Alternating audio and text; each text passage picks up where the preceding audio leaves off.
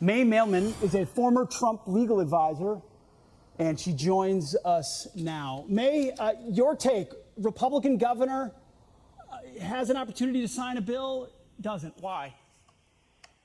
Yeah, he's my governor, and I testified on this bill alongside Riley Gaines and a bunch of detransitioners, people who really care about this. And the ACLU won. The ACLU congratulated Mike DeWine today. And it's really perplexing because this is a 70-30 issue. 70% of Americans say no to carving up kids' genitals, say no to young men playing women's sports. And yet Mike DeWine can't agree with 70% of people. Why? And you nailed it. There is money involved. If you look at 9 of the top 10 employers in the state of Ohio, they are related to healthcare, like Cleveland Clinic.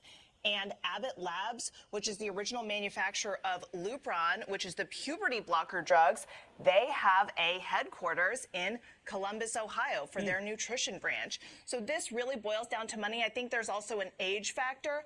I have to worry about my daughters participating in sports with boys and getting undressed in front of boys. Mike DeWine is 76. He doesn't have to worry about that. He doesn't have to worry about his kids getting carved up as minors.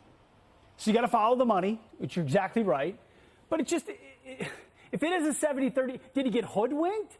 Does he just have no courage? Is he afraid of the backlash? I mean, okay, so the money thing is legit. I mean, but what else? I mean, ultimately, you're the leader of a state where you know your voters agree with you on stopping something like this, and yet you cave anyway.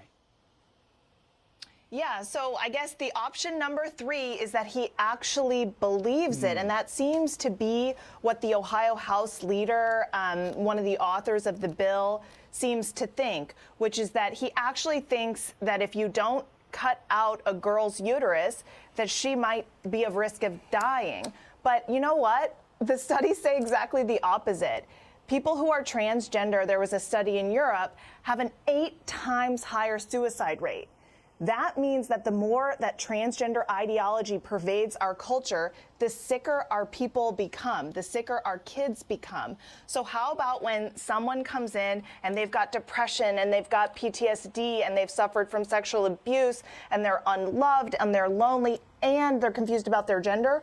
We worry about all those other things first. We treat all those other things first. We help people find religion. We help them find love. We help them find community.